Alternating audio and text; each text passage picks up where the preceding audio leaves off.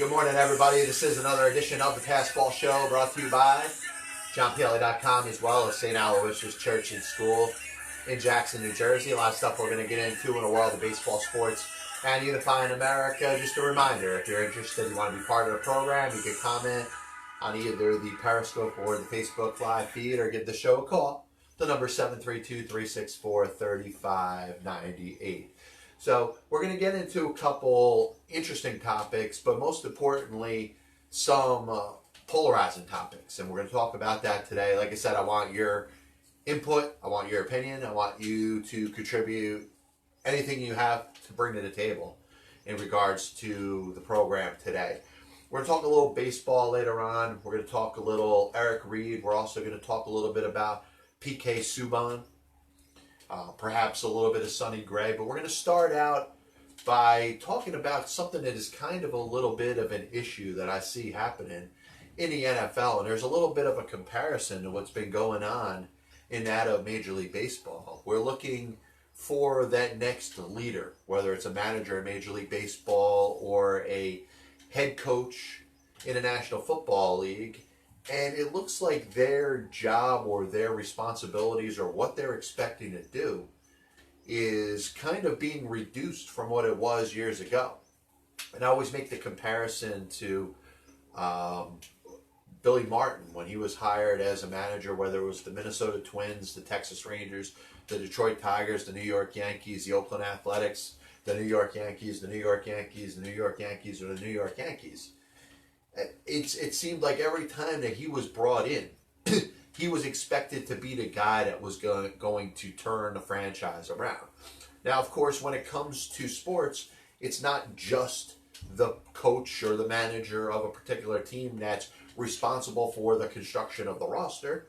Of course, usually there's people in the front office, whether it's a general manager, a team president, or people that are expected to be more in charge of the day-to-day operations in regards to players on a particular team.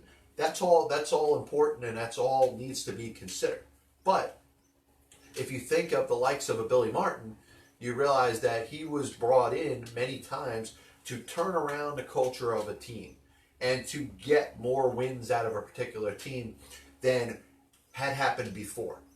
And he did that in Minnesota. He did that in Detroit. He did that in Texas. Of course, he did that with the Yankees. He made the Oakland Athletics better. But that type of manager or coach doesn't look like it exists today. And most importantly, it's one of those things where it doesn't look like it's even being looked for now. And we've talked ad nauseum about the change in the responsibility of a Major League Baseball manager, which it's different. It's different than it used to be. You know, Aaron Boone inherits a really good New York Yankees team, but is not expected to be the difference in regards to changing, maybe a little bit in the locker room, maybe be a little more positive, but he's not going to go in there and get stuff out of players that they can't get out of themselves. And if you look at the likes of different Major League managers that have been hired, not just this offseason, but last offseason and off seasons in the past, teams in baseball are not necessarily looking for that big-time X's and O's guy, that person that has that track record. In fact, the majority of Major League managers in baseball are first-timers. In fact, 1/3 of all Major League managers are first-timers. And you're seeing that transition over to the NFL. And the reason that I find this interesting is because in the National Football League, it's not supposed to be a person that's supposed to have one little task. The value of a head coach in the National Football League is extremely important because you're not just hiring that person to be considered the head coach, or when there's a press conference and they're speaking, having a caption, their name, and underneath it, head coach of whatever team. They're responsible for assembling a staff. They're responsible for so many more different things than a Major League Baseball manager is responsible for. And you look at the coaching changes in the National Football Leagues, the Freddie Kinchens, the Matt LaFleur's, the Cliff Kingsbury. You're even looking at the possibility and now probability that Zach Taylor, the quarterback coach of the Los Angeles Rams, is going to get a job as a head coach for the Cincinnati Bengals. Now, we've talked about it, the possibility or the probability that most of these coaches are getting head coach jobs in the NFL because of their ability to have some cohesion with their quarterback. But the job is much bigger than that. And it's not just, you can't just bring in somebody that is good with a quarterback and expect them to be able to run an entire team. Not only that, but a coach in the National Football League is a figurehead. It's the person that, yes, they are running everything and they do have all the responsibility that, it's claimed that they have, but they're in charge of putting a staff in there. And that staff is very integral in the productivity of a particular roster. And if that doesn't happen, obviously it all goes to the head coach. And we've seen it happen in the National Football League. Quick decisions that are made to bring in inexperienced head coaches have not resulted in these coaches lasting long or being stuck around or being involved with their teams for very long. You're seeing Steve Wilkes get fired after 1 year, Vance Joseph after 2 years, Adam Gase, who gets the job with the New York Jets. Yes, he may have had more of an impact in him losing his job than the owner did. You can go out there and you say things you shouldn't say to the owner, you're probably going to lose your job. But you're seeing the longevity of a coach in the National Football League not be that long. And I think that's part of the reason why teams are trying to gravitate towards this one thing, the connection between the quarterback and the coach. It worked with Bill Belichick. It seems to have worked for years with Sean Payton and Drew Brees. And there's many other examples, Andy Reid and Patrick Mahomes. You look at every good team and you think of the coach and you think of the quarterback, and they're kind of, hand in hand in regards to the cohesion, and that spreads out to the rest of the football team. But what, I don't know, and maybe it's the NFL and NFL teams individually that are all losing it or losing the point at the same time. But it's, winning and losing in the National Football League is a lot deeper than just a coach and quarterback. And some people may disagree with that. They may say that there's no way you could win a Super Bowl in the National Football League unless you have a top-line quarterback, and it's probably true. It seems to make some sense. I do believe that up to a certain point you need to have a legitimate, quality, and probably superstar quarterback if you're going to win Super Bowls in the National Football League. But you look at Nick Foles last year, he's not considered a top 5 or a top 10 quarterback in the National Football League, and the Eagles won themselves a Super Bowl. So there are exceptions to this rule that we put out there. We always try to say, hey, everything has to be a certain way. You have to have a great coach, you have to have a great quarterback to win a Super Bowl. I don't know if that's necessarily 100% true. It's important. It's important to not run the likes of a Jake Delhomme out there. It's important to have something that's a little bit better than the likes of a Josh McCown or a Ryan Fitzpatrick, or going back, in time, you look at some of the likes of a Kent Graham or a Dave Brown. There's been plenty of NFL quarterbacks that just haven't been very good, and teams, for whatever reason, decided to overlook that and not make it as important as it really is. But that's a different topic. We're talking about the coach right here. The fact that the coach is going to have this cohesion with this quarterback, and all of a sudden the team is going to go out there and win a Super Bowl. Now, the coach's resume doesn't even matter. Matt LaFleur's resume was not very good. And it's no fault to him. He just didn't have a ton of experience.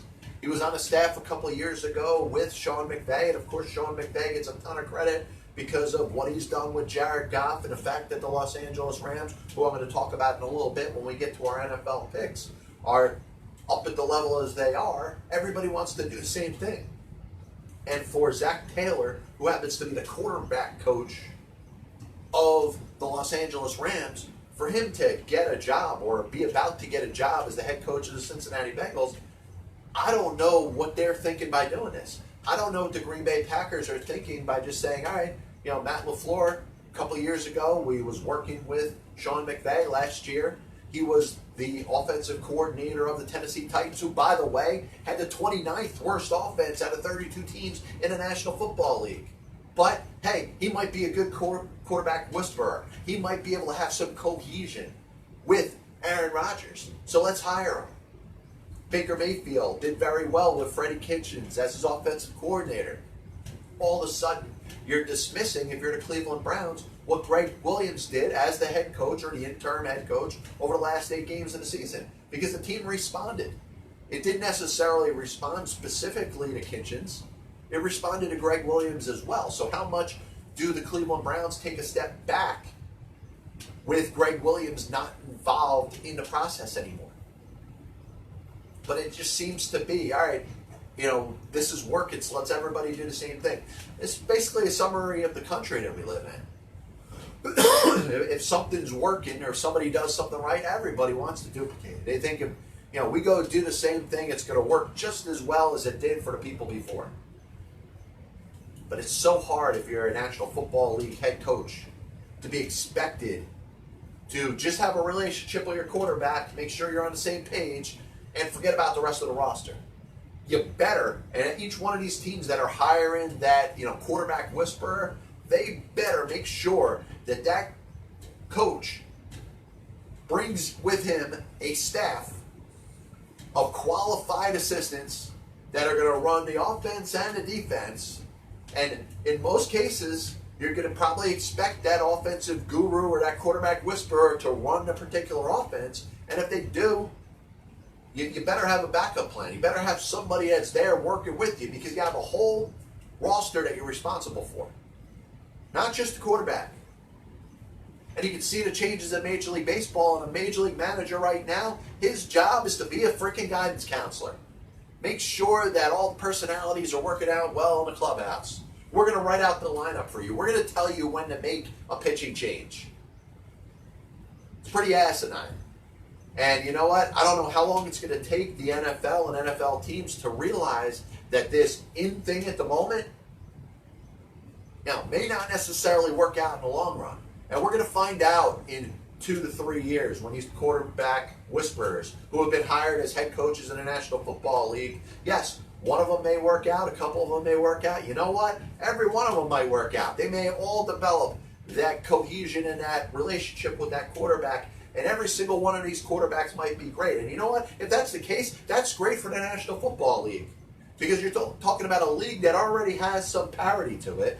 And each given season, you could expect any one of the 32 teams in the National Football League, if things go right, they can build some momentum and potentially make a push for a playoff spot. And you know what? As a fan, as an objective fan, not an individual fan, not a fan that is so hell-bent on one particular team, but for fan, and using the word in plural to speak to everybody, it would be great if you could be a fan of any team in the National Football League and have that team have a chance to win the Super Bowl. So what I'm hoping for is, hey, every single one of these coaching hires work out. Every single one of these quarterback whisperers get through to their quarterback. And that's going to make every single game that we watch in the year of 2019 going into 2020 more interesting, and a possibility that anybody could win. But I think I'm reaching when I'm saying that. And what you're probably going to see over the course of the next couple seasons is people that are elevated into certain positions as head coaches that probably shouldn't have been. And you've seen it happen with defensive coaches over the last decade. How many defensive whizzes that were running defenses on very good teams ended up getting nowhere as head coaches, and all of a sudden they're back as defensive coordinators? You're probably looking at the next generation of offensive coordinators right now that are getting a chance to be head coaches in the National Football League. I bet you 1 or 2 of these coaches will be great offensive coordinators over the course of the next decade. They're just probably not going to make it as head coaches in the National Football League. This copyright and broadcast is authorized under internet rights granted by the World Wide Web and is solely for your entertainment of our audience. Any publication, reproduction, or other use of the pictures, descriptions, and accounts of the show without the express written consent of the Passball Show, JohnPielli.com, and John Pielli, LLC, is prohibited. Any commercial or other use of the program, such as by charging admission for its showing, is similarly prohibited. So, you got the NFL and the NFLPA both in agreement that Carolina Panthers safety Eric Reid was not randomly drug tested more than any other player in the league. And listen, you can take whatever side you want on it, because there is a certain spot that was very unfair to the likes of Eric Reid, and that was the fact that because he was outspoken when it came to the protesting of the national anthem, he was essentially blackballed. And I don't know if there was collusion behind it, but you're talking about a top-line safety in the National Football League for the San Francisco 49ers, all of a sudden not able to get a job in the league. Now, that's not fair. That shouldn't happen. You shouldn't, no matter how outspoken you are about something or anything, no matter what the issue is, it shouldn't get to the point where it keeps you from being able to have a job. Obviously, the same thing has happened with Colin Kaepernick. All opinions aside in regards to this issue, Eric Reid has decided to take it a step further by claiming that he was drug tested more times than he should have been over the 12 weeks or 13 weeks that he was available over the course of the last National Football League season. Now, this, to me, should be cut and dry. It's either he was or he wasn't. Sometimes we want to throw our opinions out there and say that, hey, Eric Reid and his lawyers feel one way, and now the NFL and the NFLPA feel a different way, and it's okay to just have a difference in opinion. When you can back stuff up with facts, that's when they need to come out. Because we live in a world, unfortunately, that's obsessed with opinion over fact.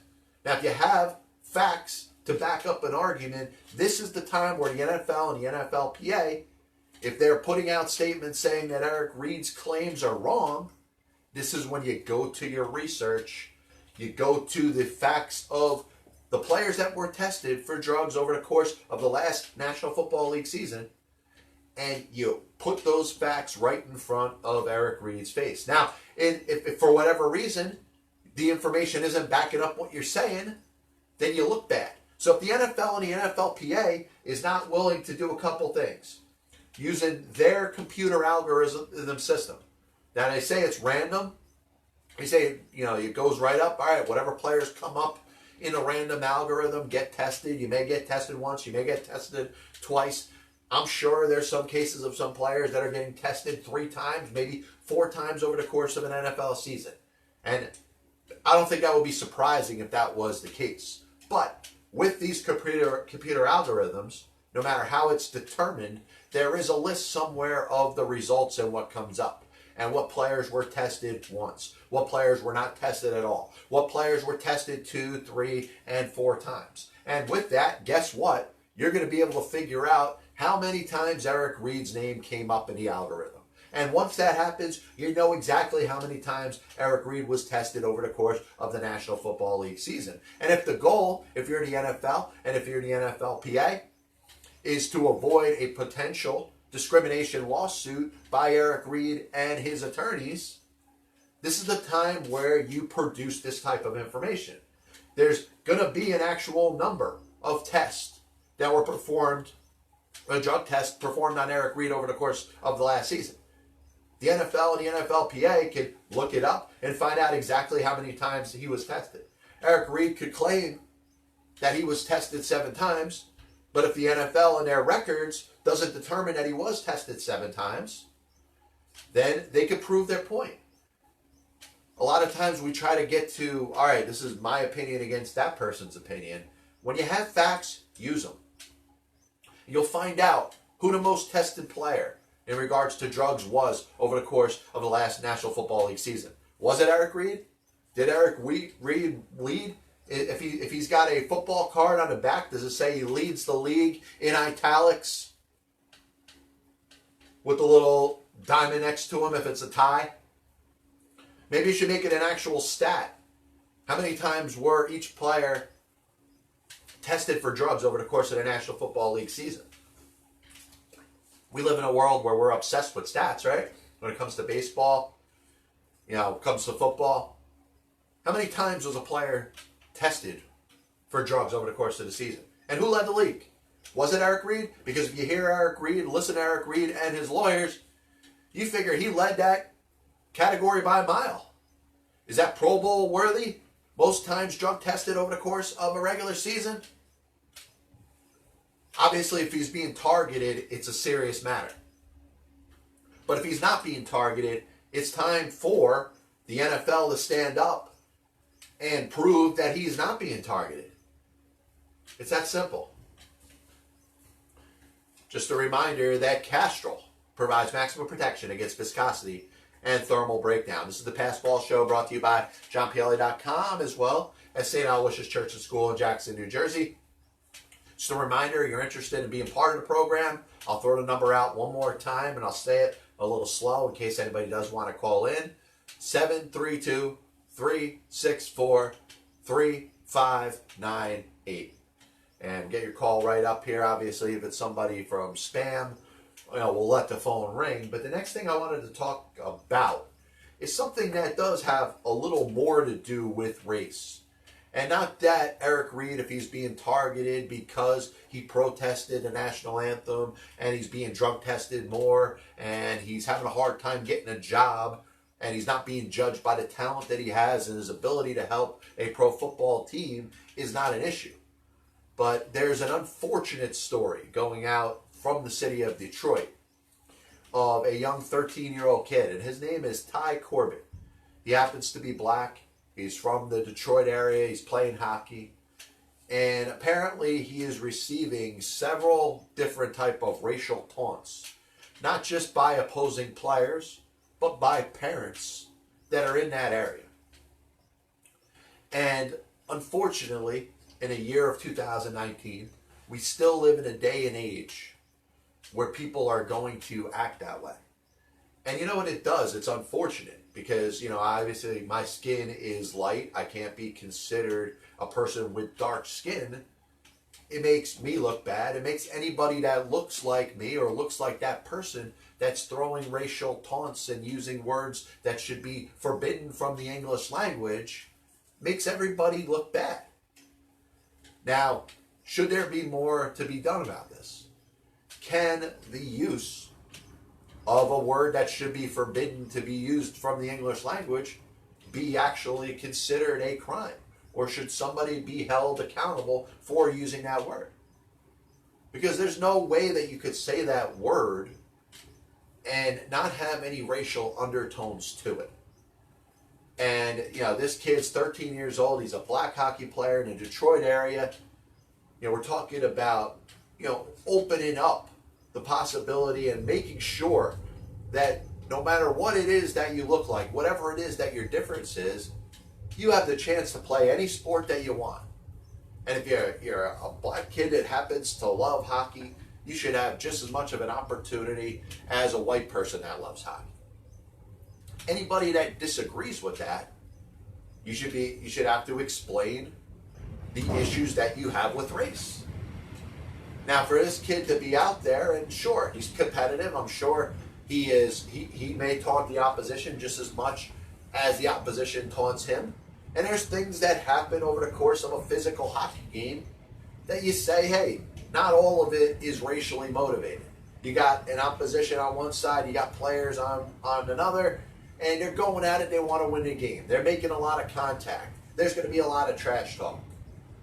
Now, if there is some things that shouldn't be said, maybe some vulgar comments that are made between the players, I do think it's one thing. But when you got parents that are screaming words that should be forbidden from the English language from the stands at a black hockey player, something should be done about that. And I'm not talking about violence. I'm not talking about going out there and that father and saying that gets, the heck beaten out of him by 12 people in the parking lot after the game. But there should be some repercussions for making statements like that. Because we live in a world, once again, where everybody wants an opportunity. And everybody should have an opportunity. If you're an American citizen in this country, you should have the same possibilities as anybody that may look a little different than you.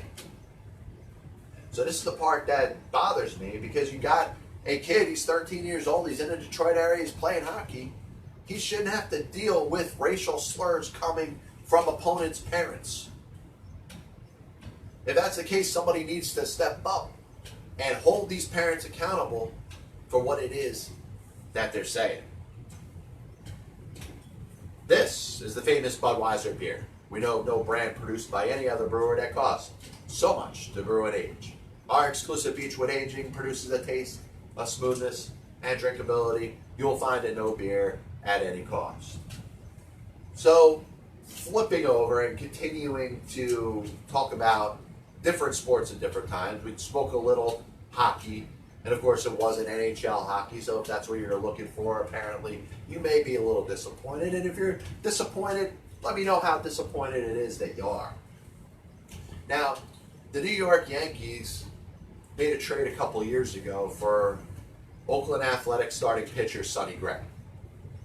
And at the time, I looked at that trade and I thought it could be a very good deal for the Yankees. You're looking at a pitcher that had a track record of pitching in a postseason with the Oakland Athletics, a couple big performances against the likes of the Detroit Tigers and Justin Verlander in deciding games.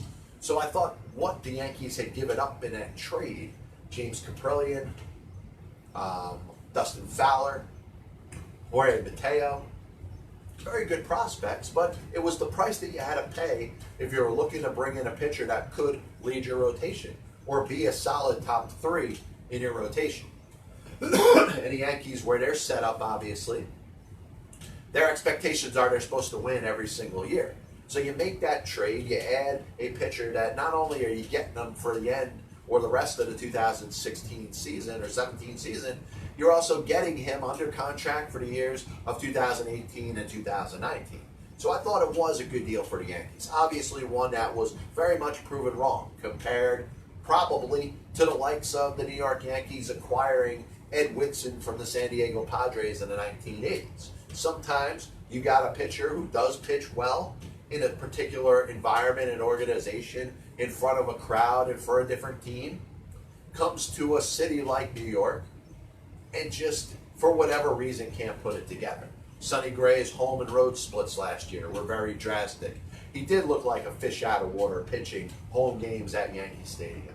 Sometimes, when you're not performing well and fans choose to boo you, which is their prerogative, their honest right that they have rooting for a particular sports team, when they do that, it could impact somebody in a bad way, and it obviously did with Sonny Gray. General Manager Brian Cashman was very specific when he was talking about Sonny Gray's future with the New York Yankees, saying, to not to mince words, as we hit what is probably the 2/3 point of the Passball Show today. That's the cuckoo clock, the reminder, the whole thing.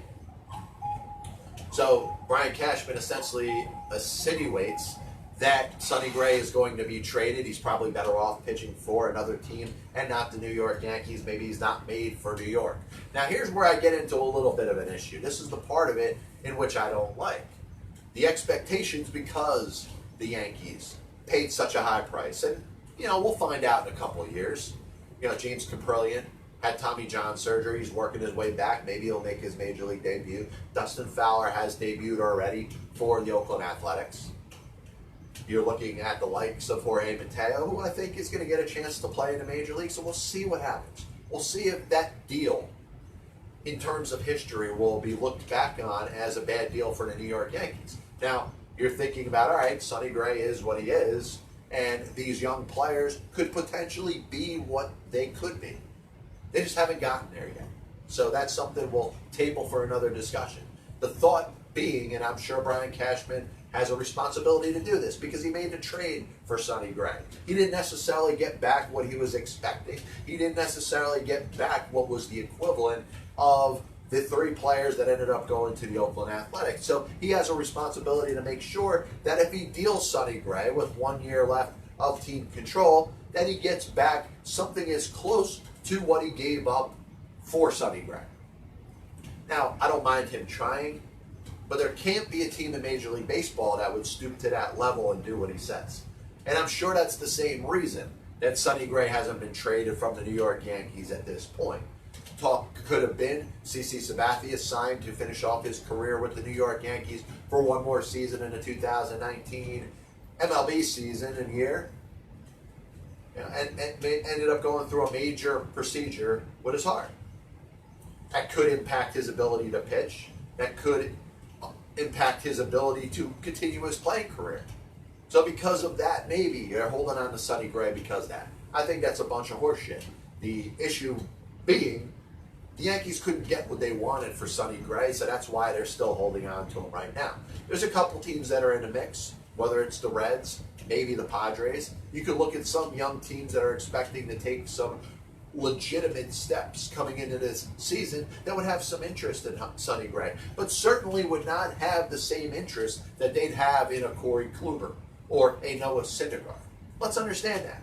And if you're a Yankee fan and you're wearing those Yankee blinders, that you're so biased towards your team that you don't think the rest of the sport exists outside of you and your interest, you're not understanding that right now. Sonny Gray has very minimal value, if any. And I think I'm being polite when I say that he has minimal value.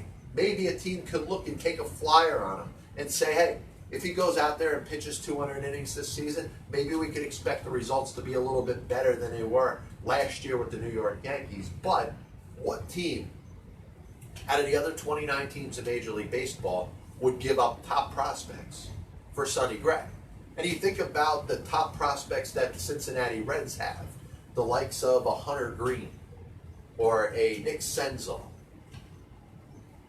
or I forgot the guy's first, Taylor Trammell. Those are the top prospects that the Cincinnati Reds have right now.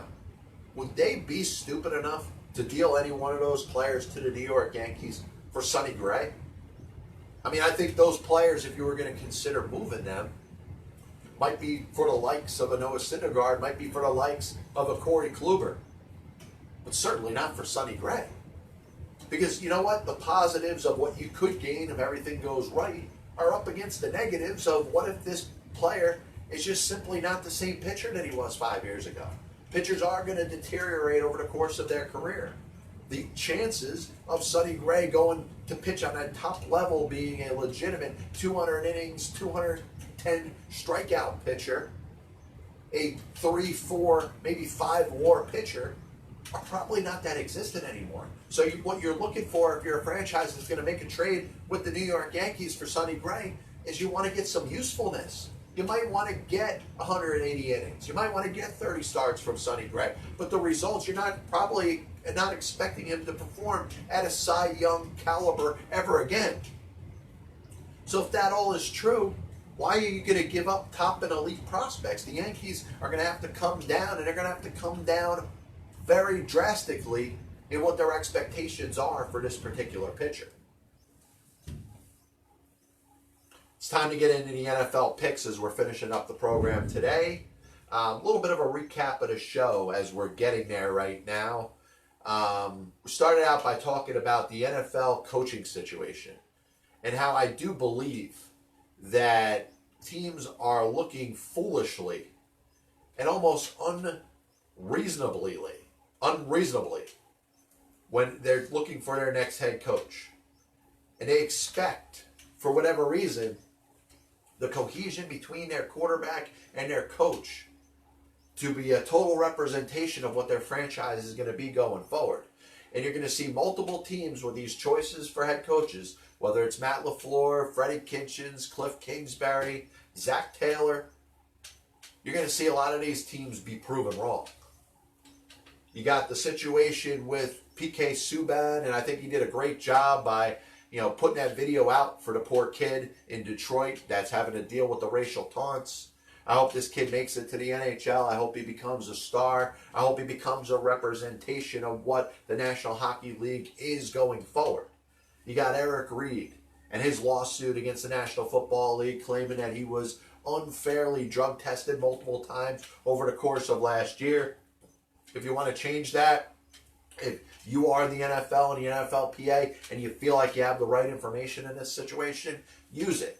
Find out and have printed the actual amount of times that Eric Reid was tested during the course of last season. Put up a list of who the top players that were tested the most times over the course of the regular season according to your computer algorithm. The NFL has the information. If they're not going to supply it, then I have a question of whether or not they are telling the truth. Sonny Gray, Yankees, listen, they're going to have to trade him, but they may have to accept a lot less than what they gave to the Oakland Athletics in exchange for the pitcher. So as we move into the Nobody's Listening segment of the show, we're going to kind of combine that with our NFL picks as we're getting set for the regular division round of the National Football League season. And you got some interesting games here. The first statement that I want to make about the NFL playoffs as we're getting ready. First game will be played Saturday. You got obviously the games going up into Sunday afternoon where the Philadelphia Eagles will be playing the New Orleans Saints. What we watch in the wild card round, you see a couple of good division winners, a couple of wild card teams that have good performances, and we start to get behind those teams. We start to say, wow, look at how good the Indianapolis Colts looked last week. Look at how good the Los Angeles Chargers looked last week. And we start to give them, unfortunately, a little too much value when it comes into the next round. Sometimes we got to remind ourselves that the teams that finish with the top 2 seeds in the National Football League season in a conference, they're there for a reason. They get home field advantage, and all of a sudden you end up seeing different type of games that you saw in the week before. Now, as a fan, what did you just watch? You watched Indianapolis beat Houston. You watched Dallas beat Seattle. You watched the Chargers beat the Baltimore Ravens. You watched the Philadelphia Eagles with a last second and help of Cody Parkey beating the Chicago Bears. It's good football you saw. But something that gets forgotten are the teams that have the first round bye. So as we get into the particulars of these upcoming games, celebrating a good week, going 3-1. The only game we lost was Dallas because of the points. I had Dallas. They won by 2. The spread was 2.5. So it cost me some good money and a chance to have a really good week.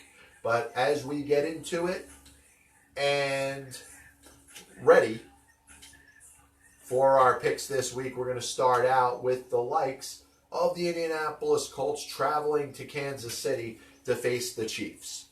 And if I've already foreshadowed what it is that I'm going to do or the direction I'm going to go with my picks, you may not have to listen to the rest of the show, but the Chiefs, obviously the ability to score some points. There's no question that their offense is going to be looked at as one of the more feared in the National Football League. Indianapolis can play D-Up, and that's one of the things that hasn't been spoken about as much. Obviously, their offensive line and the protection of Andrew Luck leading to Marlon Mack kind of going off over the last couple of weeks. And there's obviously some comfort that you see with that team. They're coached very well by Frank Reich. I think they're going to give the Chiefs a fight, but traveling to Arrowhead against a team that's expected to do some damage. The Chiefs are expected to represent the AFC in the Super Bowl. Andy Reid is looked at as a guy that can't win the big game. He's given the tools to do it this year, but the one thing that bothers the people that are predicting games is the fact that Kansas City Chiefs defense is just not that good. And it isn't. It's unfortunate. You want that defense to perform a little better. You think about them and the likes of the Los Angeles Rams having that Monday night game where all those points were scored, and you think that's pretty symbolic of what the Kansas City Chiefs and their defense is. And I'm sure there's going to be discussions in practice over the course of this week. There's going to be some locker room talk with the Kansas City Chiefs defenders. The expectation that they should be performing better than they are. I believe in that. And I think the Chiefs will come out on top. Give me the Chiefs -5.5 at home against the Indianapolis Colts. Saturday evening, you got the Dallas Cowboys traveling to Los Angeles to face the Los Angeles Rams. And the one thing that stands out pretty similarly to what I said about the Los Angeles Chargers is that the Rams don't necessarily have themselves a home field advantage. It's not like when they go play home, they got thousands and thousands of fans that are filled up their stadium in support of their team. There's a lot of people that come from all different areas of the region. There are St. Louis fans that supported the team when it was in St. Louis. There's a lot of people in Los Angeles that just have their allegiance somewhere else and could care less about a team that was just transplanted from St. Louis to Los Angeles, pretty similar to the way they feel about the Los Angeles Chargers being there coming from San Diego. So that's something that, unfortunately, the Rams don't have when they're playing their games on their home field.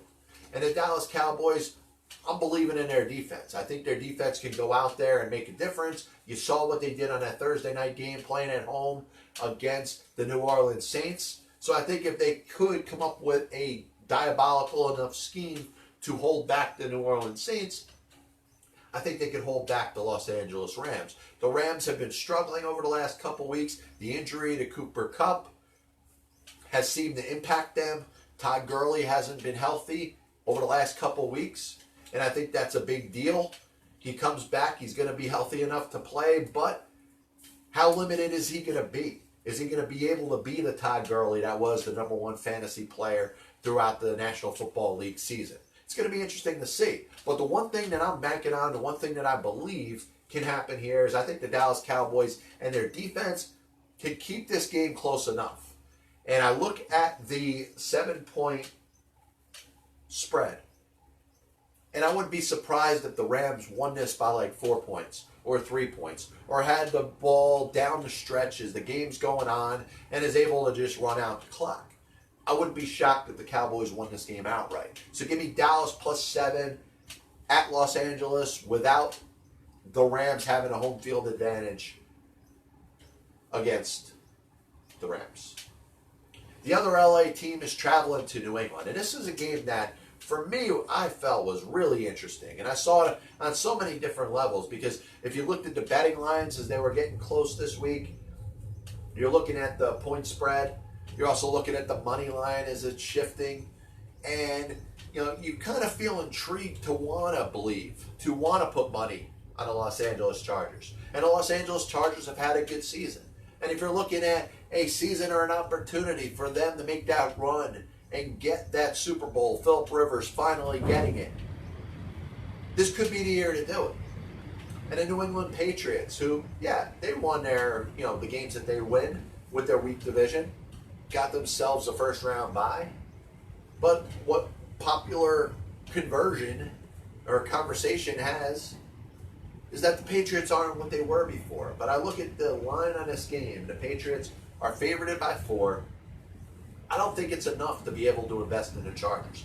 I'm going to look at the track record of the New England Patriots that says in their division, the last 8 years of making it to the divisional round with a first-round bye, they've won the last 7. Every one of them have been by considerable margins. And if I'm worried about when the New England Patriots are going to have to face their toughest challenge, I think it's going to be in the AFC Championship game as opposed to this week. So I'll put all that into the table. And once again, we overrate teams that we see in the wild card round, not giving enough respect to the teams that have the first round bye. Putting that all in there, give me the Pats -4 against the Los Angeles Chargers at home. Last game, this was the one that I think I was the most torn about, because there's a story that's happening, and we've seen it happen really over the course of the last calendar year, right? You look at the Philadelphia Eagles and barely getting by the Atlanta Falcons in a game that you probably expected the Falcons to win.